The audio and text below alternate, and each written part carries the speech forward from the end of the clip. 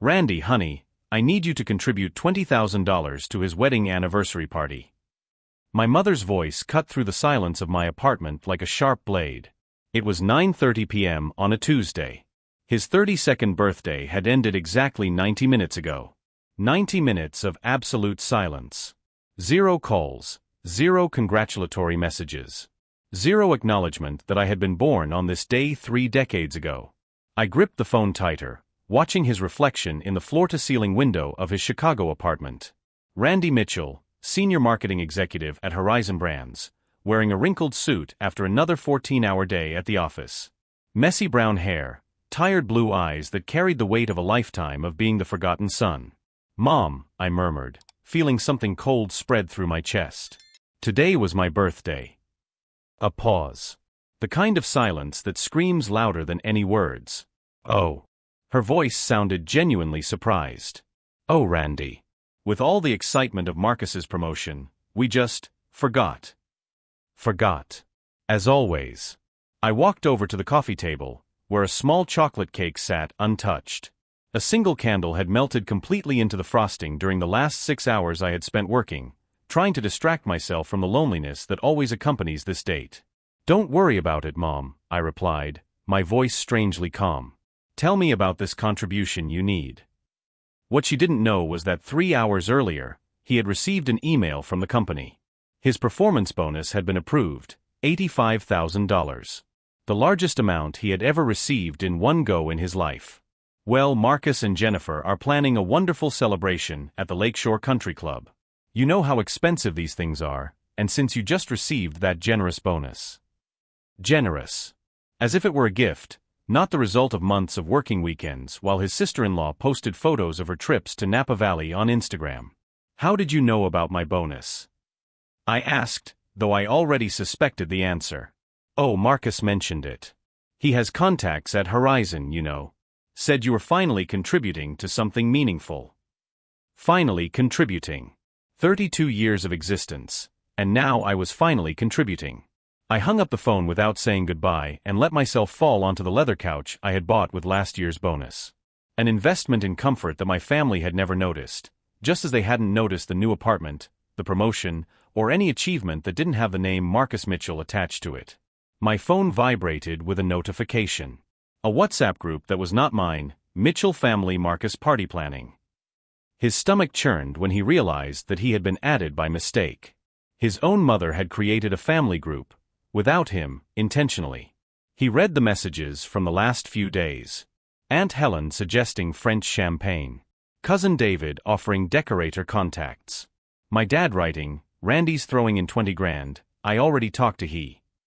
20,000 I never agreed to give. But what hit me hardest was that the group name had been edited in the previous message. The original name was Mitchell Family Planning. Mitchell.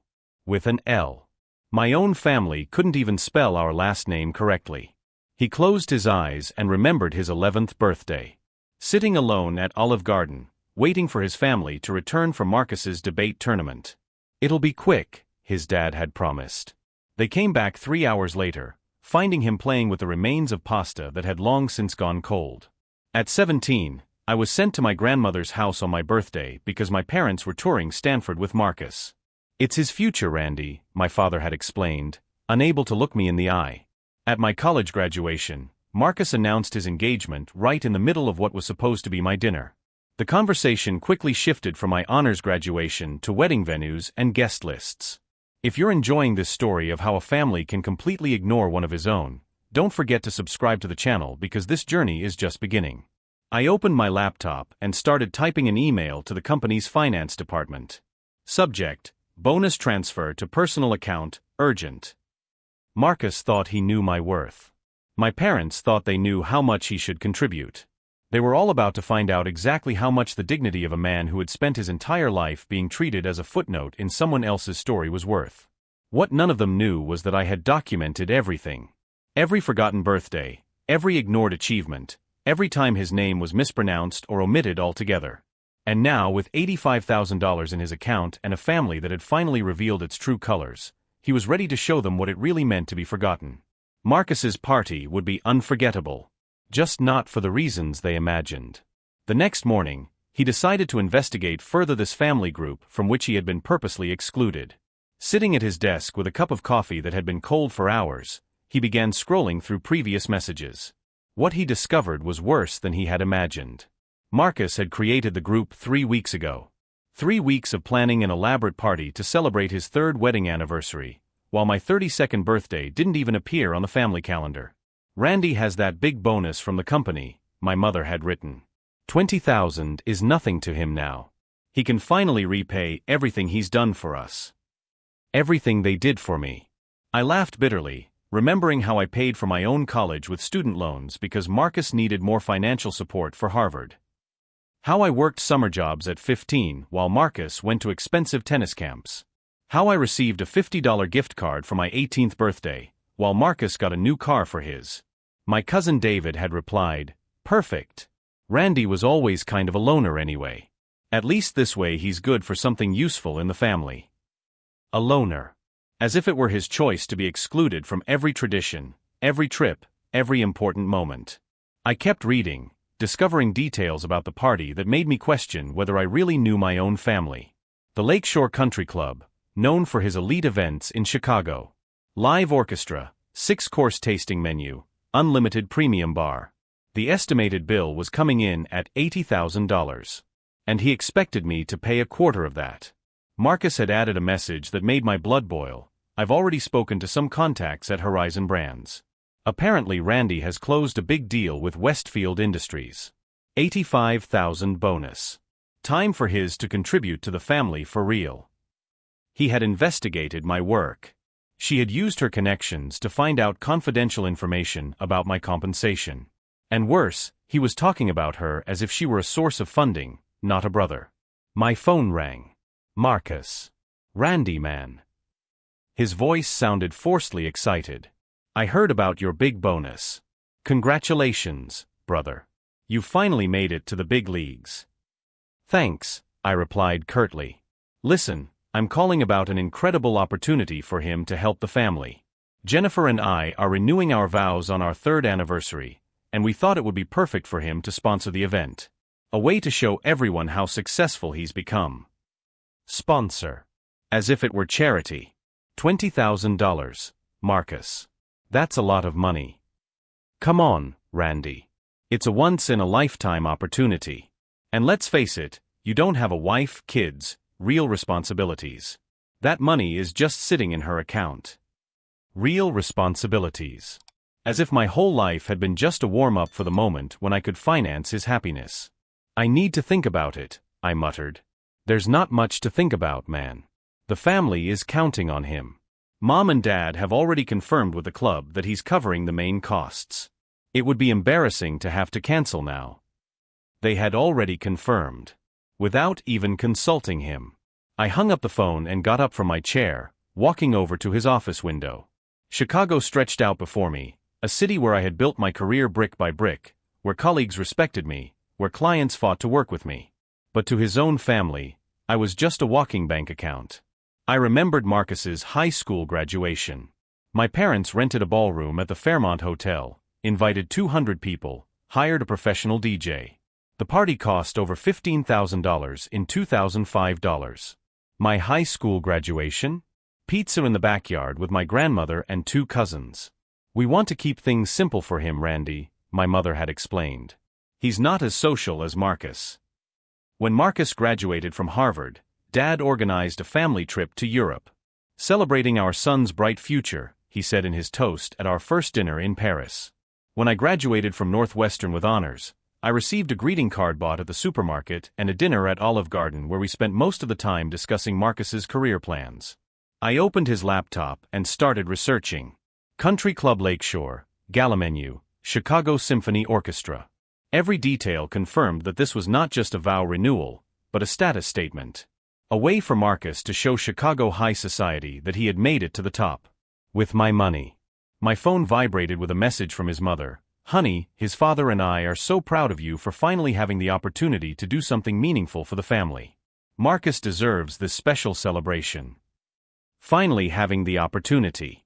As if 32 years of existence had been just preparation for this moment of usefulness. Marcus deserves it. Marcus always deserves it. I replied, I'm considering other options for the money. The response came in seconds. What other options? You're single, you don't have kids, you live alone. What else would he use this money for? This is her chance to invest in something that matters. Something that matters. Her happiness clearly wasn't in that category. I closed my eyes and remembered the conversation he had with his therapist 3 months ago. Dr. Sarah Martinez had asked him about family relationships, and he had downplayed everything. They just favor my brother a little, he said.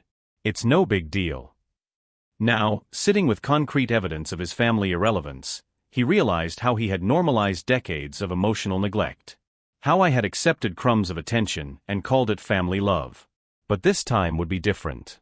I opened a new tab in my browser and typed something that he had never searched for before: luxury properties for sale in Chicago. If they wanted him to invest in something that matters, he would invest in himself. The first options appeared on the screen. Penthouses on the Gold Coast, lofts in River North, historic homes in Lincoln Park. Properties that cost exactly $85,000 down. My phone rang again. His father this time. Randy, her brother told me about her hesitation regarding the party. I need you to understand something important. This family has always supported each other. It's time for you to do your part. What support have you given him, Dad? The question came out before I could control myself.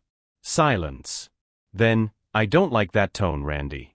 You're being selfish. Marcus is building something important, and as a family, we must support him. And when did you ever support anything he was building? That's different. Marcus has real responsibilities, a wife, plans for children. His job and apartment are not the same as magnificent properties staring back at him. It's not the same thing. I hung up the phone and looked at the computer screen where magnificent properties stared back at him. Each one represented a choice he had never considered before, choosing himself. There was something liberating about imagining a life where my worth wasn't measured by his usefulness to Marcus. Where my accomplishments were celebrated, not diminished. Where I was seen as a whole person, not a supporting role in his life. That night, instead of going straight home, he drove to Lake Michigan. He sat in his car watching the waves crash against the rocks, processing the reality he had ignored for decades. His family didn't love him. They tolerated him when he was useful and forgot him when he wasn't. But now I had $85,000 and a clear choice: continue being the forgotten brother who finances the happiness of others, or finally invest in the only person who had never received unconditional support from this family. When I got home that night, I had made a decision that would change everything. The money would be invested, but not in the way he expected. And when they found out what he had done with his bonus, they would understand exactly how it feels to be left out when something important is happening. Marcus's party would be unforgettable, but for all the wrong reasons. The following Friday, his phone rang at 6:15 a.m. Her mother, as usual, completely ignoring the fact that some people still sleep at that hour. Randy dear, his father and I have been talking all night about your strange attitude. Her voice carried that mixture of disappointment and manipulation that I knew so well. We can't understand why you're being so difficult about helping your brother. Difficult. As if asking for $20,000 was equivalent to lending $5 for a snack. Mom, I already told you I need to think about other options for the money. What other options? Her voice rose an octave. Randy, you don't have a wife, you don't have kids, you don't have any real responsibilities. What else would you use that money for besides helping your family? No real responsibilities. The phrase hit me like a punch in the stomach. 32 years of life, apparently, did not constitute real responsibilities. Maybe I want to buy a house. The silence on the other end of the line was so deep that I thought the call had dropped. A house, she finally whispered. Randy, you already have a perfectly adequate apartment. Why would you spend all that money on a house when you could do something meaningful for the family? Something meaningful. Investing in his own future wasn't meaningful, but financing Marcus's third wedding party was. I'll think about it, Mom. There's not much time to think. The country club reservation needs to be confirmed today, and he needs the advance payment. $20,000, Randy. That's all we're asking. That's all. As if it were an insignificant amount. I hung up the phone and prepared for another day at the office, trying to process the mounting pressure. In the elevator at Horizon Brands, I ran into Jennifer Walsh, my marketing colleague and one of the few people who truly understood the toxic dynamics of my family. "You look terrible," she observed, studying my face. "Family problems again?" Jennifer had this rare ability to get straight to the point without sounding invasive. We had known each other for 4 years, since she started as a junior analyst and I mentored her on her first projects. "Marcus wants me to pay $20,000 for his vow renewal party." $20,000? Her eyes widened. "Randy, that's almost a third of your bonus. They think that because I don't have a wife or children, I should use my money to finance his happiness." Jennifer shook her head, clearly annoyed. "His family is unbelievable. I remember when you worked entire weekends on the Westfield project, while Marcus posted photos of his vacation in Napa Valley." It was true.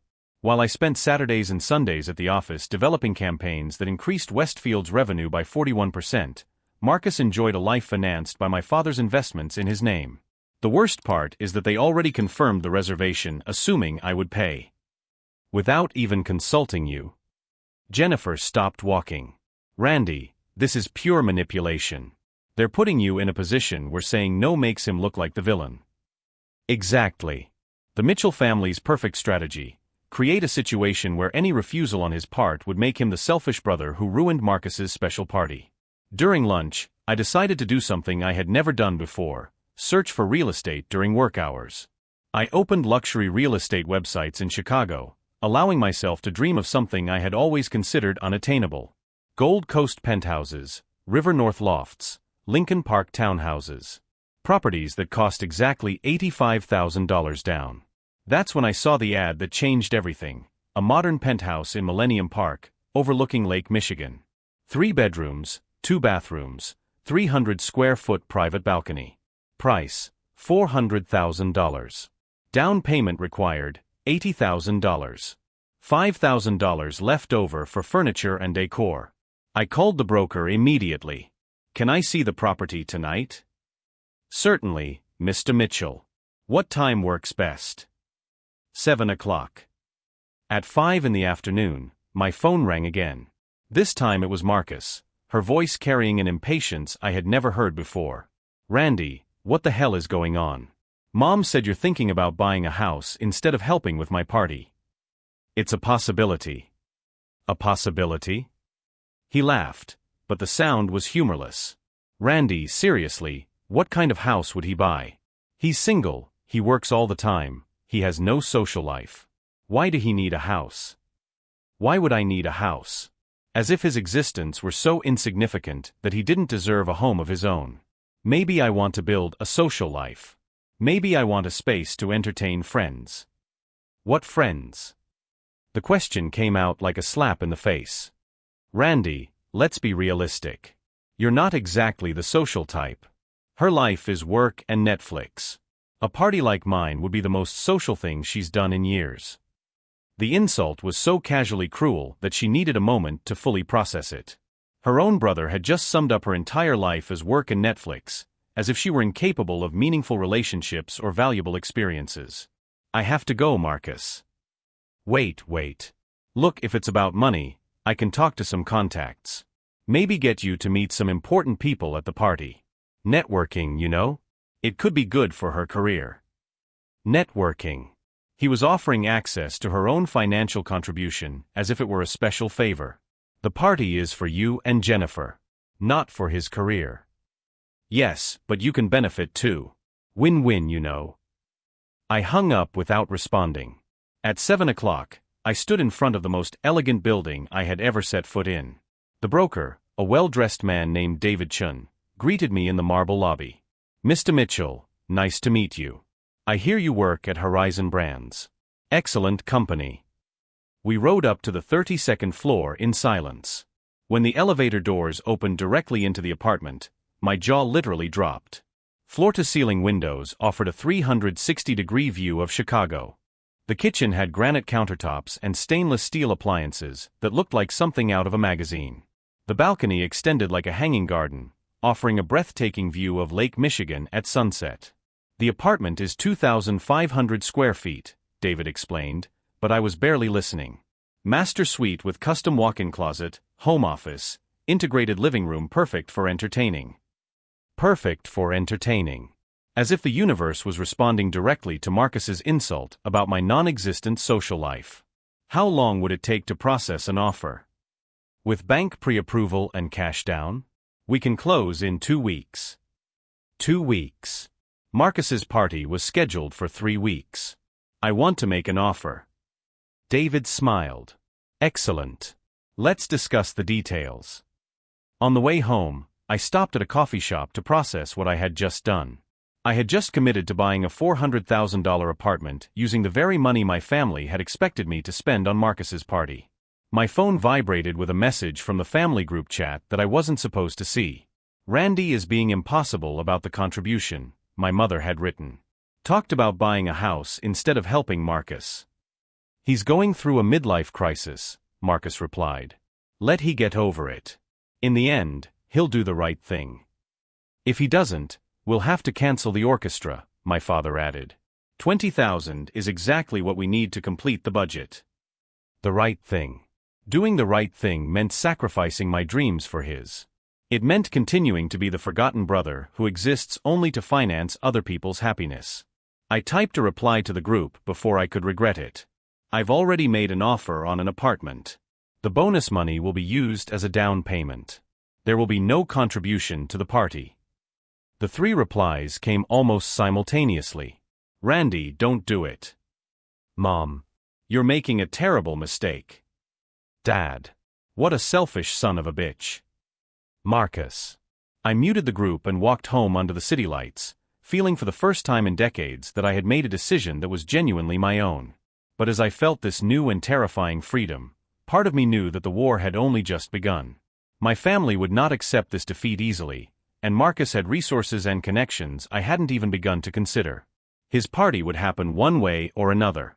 And when it did, I would find out exactly how far he was willing to go to make me pay for my disobedience.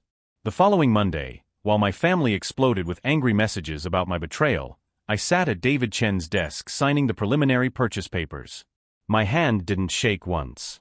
Mr. Mitchell, I can say this is one of the fastest transactions he's ever processed, David commented, organizing the documents. $80,000 cash down. Perfect credit approval. You clearly know what you want. I knew exactly what I wanted. For the first time in 32 years. When can I have the keys? 2 weeks, tops. The owners have already moved out, so there are no complications. 2 weeks. Exactly 6 days before Marcus's party. I left the broker's office and walked through the streets of Chicago with a strange feeling of freedom. My phone vibrated constantly with calls from family, but I had learned something powerful. Not answering was also an answer. At work, Jennifer was waiting for him with a cup of coffee and a worried expression. Did you really buy a $400,000 apartment just to annoy her family? No, I replied, sitting down at my desk. I bought a $400,000 apartment because I deserve a home that I chose for myself. And the fact that it ruins his plans is just a bonus. I smiled for the first time in days. A very satisfying bonus. But Jennifer was right about one thing. My family would not accept this defeat easily. The proof came at 3 in the afternoon when Marcus showed up at my office. He walked straight past the receptionist, ignoring her protests, and entered my office as if it were his. The gray Armani suit, the Rolex my parents had given me as a graduation gift, the arrogance that only comes from a lifetime of being treated like a prince. Randy, what the hell is this apartment business? It's a high-end residential property in Millennium Park, I replied calmly, continuing to review a campaign report. Don't be sarcastic with me, He closed the door and planted himself in front of my desk. You're acting like a spoiled child. Spoiled child. Coming from his man who got a car at 16 while I worked at a supermarket to pay for gas. Marcus, you entered my workplace without permission to yell at me about how I choose to spend my own money. Who's acting like a child here? His face turned red. That money should go to the family. Why? The question caught him off guard. What do you mean, why? Why should my money go to her party? Explain the logic. He was silent for a moment, clearly unaccustomed to having to justify his privileges. Because we're family, Randy. Family supports each other. When did you ever support him? We've always supported you. I opened the desk drawer and pulled out a folder I had started organizing over the weekend. Inside were photographs of family events where I was conspicuously absent or ignored. Receipts for gifts I bought Marcus versus gifts I received from him. A detailed spreadsheet of family investments, all directed toward he. This is ridiculous, Marcus said, but her voice had lost its force. It's documentation. I turned a page. Her high school graduation party, $15,000. My graduation party, $300 for pizza. His graduation car, new Honda Civic, $22,000. My graduation car, loan I paid off myself over 3 years. You've always been more independent. I was forced to be independent. I showed him another page. Her 3 trips to Europe paid for by our parents. My trips to Europe, 0. Marcus sat down heavily in the chair across from the table. For the first time, he seemed to really see the numbers. Randy, I didn't realize it was so unequal, unfair, cruel. But now you can be part of something important. The party will be legendary. Something important. Financing his vanity was important. My happiness was not. The party will be legendary, I agreed. But not with my money. He stood up abruptly. You'll regret this, Randy. When Mom and Dad find out that you chose a stupid apartment over helping your own brother, you'll be cut out of the family. Threats now, Marcus? They're not threats. They're consequences. He adjusted his jacket. You've always been his problem child. Now you're proving it to everyone. After he left, I called her therapist and scheduled an emergency session. Dr. Rodriguez, I need to talk about something. Sure, Randy. What happened? I told him about the apartment, about Marcus's threats, about the paperwork I had started compiling. How does he feel about his decision? Scared, he admitted. But also, powerful? It's strange. It's not strange. He's exercising autonomy for the first time in decades. That's always scary at first. Marcus said he would be cut off from the family. And how does he feel about that possibility? He thought for a long moment. Relieved. If he's going to cut me off for refusing to fund Marcus's vanity, what kind of family is that anyway? That night, at home, I began working seriously on the documentation. Not just numbers and receipts, but a complete chronology of family neglect. Every forgotten birthday, every ignored achievement, every time I was treated as an option rather than a priority. If you're following this journey of self-discovery and want to see how she ends, don't forget to subscribe to the channel, because the decision I made on Thursday changed everything forever. On Thursday, the bomb exploded. My mother showed up at my apartment at 7 in the morning, using the emergency key I had given her years ago. I woke up to her in my living room, crying dramatically on my couch. Randy, honey, you're destroying this family. I sat in the armchair across from her, still in my pajamas, watching the performance.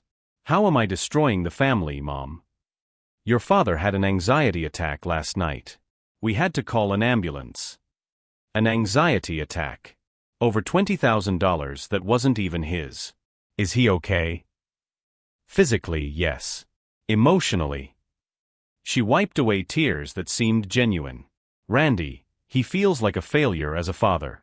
Like he raised a son so selfish he refuses to help his own brother. The manipulation was pure art. Making my refusal to finance Marcus's party seem like a personal attack on my father's heart. Mom, you guys confirmed the party assuming I would pay for it. Without consulting me. Because we thought we could count on you. Because you're his son. What about Marcus? He's your son too. Why can't he pay for his own party? Marcus has responsibilities. A wife, plans for children, important investments. I have a new apartment. Which you bought out of spite. Out of pettiness. Spite. Pettiness. 40 years of life, and using his own money for his own happiness was pettiness. Mom, can I show you something? I brought out the folder of documentation and began to show her the evidence systematically. The numbers, the photographs, the chronology of neglect. This is what you did to him for 32 years. And now, when he finally has the means to choose for himself, he's called petty. She looked at the evidence for a long time. When he looked up, there was something different in her expression. Randy, I never realized it was like that. Of course you did. You just chose to ignore it because it was easier. No, dear. We really thought you were more independent, that you needed less support. Did I need less support, or did you offer less support? The silence stretched between us like an abyss. If I cancel the purchase of the apartment and give the money to Marcus, he finally asked, do you promise that things will be different? That he will be treated as an equal priority? She hesitated. The hesitation lasted only 2 seconds, but it was enough. Of course, dear. Of course we will. You hesitated, Mom. I didn't hesitate. You hesitated because you know nothing would change. Marcus would continue to be the golden child, and he would continue to be the emergency ATM. She started crying again, but this time the tears seemed real. Randy, please. The party is in a week. If we cancel now, we'll lose all the deposits. Which you made without my confirmation. Please. I looked at my mother, crying on my couch, begging for $20,000 as if it were a matter of life and death. And I realized something that changed everything. She wasn't sad because I was suffering. She was sad because he had stopped suffering in silence. No, Mom. The word came out clear and definitive. The first time in my life I said no to her without hesitation or apology. The keys to the apartment will be ready on Friday. Marcus's party is on Saturday. He'll have to find another way to finance her vanity. She stood up, wiping her eyes with the elegance of someone accustomed to using tears as a tool. You'll regret this for the rest of your life, Randy. When you're old and alone, you'll remember the day you chose an apartment over his own family. Maybe, I replied. But at least I'll be alone in his own $400,000 apartment, instead of alone in the apartment he paid for to impress people who never valued him. She left without saying goodbye. And as the door closed behind her, I felt something he had never experienced before, the absolute peace that comes from finally choosing himself. The party would take place in 3 days. And when it did, he would find out exactly how far a family is willing to go when they can no longer control the son he always considered insignificant. On Friday at 9 in the morning, I received the keys to my apartment. David Chun smiled as he handed me the golden sauce that represented my freedom. Congratulations, Ms. Mitchell. Your new life officially begins now. My new life. As I drove to the address in Millennium Park, Marcus was discovering that her dream party had turned into a logistical nightmare. The phone rang 3 times before I answered. Randy, you've ruined everything. Marcus's voice was 2 octaves higher than normal. The country club canceled the reservation because we couldn't cover the costs. We lost $8,000 in deposit. That's too bad, I replied, parking in front of his new building. Maybe you should have checked with me before committing to my contribution. We're family, Randy. Family doesn't do that to each other. You're right. Family doesn't do that. I watched the elegant doorman greet me through the glass. Family doesn't forget birthdays for 20 years in a row. Family doesn't force one member to finance another's vanity. You're being dramatic. I'm being documented. I grabbed the folder I had prepared from the passenger seat. Marcus, you have 5 minutes to decide how you want to handle this situation. Deal with what situation? The situation where I have 3 decades of evidence of systematic family neglect, and you have a canceled party that you need to explain to 200 guests. Silence. Finally, Marcus understood that he was no longer negotiating with the submissive brother he always knew. What are you talking about? I'm talking about a very interesting PowerPoint presentation I've compiled. With photographs, receipts, timelines. A complete documentation of how our family treats its children unequally. His breathing became audible over the phone. Randy, you wouldn't do that. Do what? Tell the truth. You wouldn't expose our family like that. I smiled, watching my reflection in the mirrored glass of the lobby. Marcus, you're right. I wouldn't expose our family. But I would expose what his family did to him. What's the difference? The difference is that a family would protect him. You used him. I stepped into the private elevator that took me directly to his floor. 32 floors above the city where he had grown up feeling invisible. What do you want, Randy? I want you to understand something important. I didn't buy this apartment for revenge. I bought it because I finally realized that I deserve to have choices. What apartment? The $400,000 apartment in Millennium Park that I bought with my bonus. That money you thought belonged to me. The elevator doors opened directly into my living room. Floor-to-ceiling windows revealed Chicago stretching out in every direction like a kingdom that Randy had finally conquered. 400,000? Marcus stammered. Randy, you spent all of his bonus? Not all of it. He has $5,000 left for furniture. You're crazy. That's financial insanity. Marcus, you know what the most interesting part of this financial insanity is? It's that now I have the perfect space to entertain. An apartment where I can invite people who really care about him. No one cares about him more than her family. His family forgot his birthday to celebrate her promotion. It was a mistake. Marcus, it wasn't a mistake. It was a pattern. I walked to the window, watching Lake Michigan stretch to the horizon. And that pattern ends today. What does that mean? It means I'm throwing a housewarming party tomorrow night. At the same time her vow renewal was supposed to be. The silence stretched on so long that I thought the call had dropped. Randy, you can't do that. Why not? Because everyone will compare. They'll see that you have money to buy an apartment while we say we canceled our party for financial reasons. Exactly. Understanding had finally dawned on him. Marcus, here's what's going to happen. I'm going to invite all our cousins, uncles, family friends. I'm going to show off her new apartment, serve expensive champagne, and when they ask about her canceled party, I'm going to explain exactly why I couldn't contribute. You wouldn't do that to us. I would. And I will.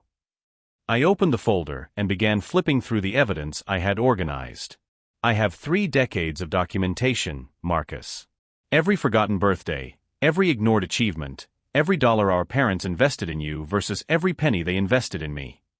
Randy, stop. Please. I'll tell them about how I worked at the supermarket at 15 while you went to tennis camps. How I paid for my own college while Harvard was paid for in full by our parents. How I received $50 gift cards for my birthdays while you got new cars. Her voice was shaky now. What do you want? Money? I can get you money. I don't want your money, Marcus. I want her to understand that I am not his financial backup plan. We can change. I can talk to Mom and Dad. About what? About how they treated me like a second-class citizen for 32 years. Randy, please.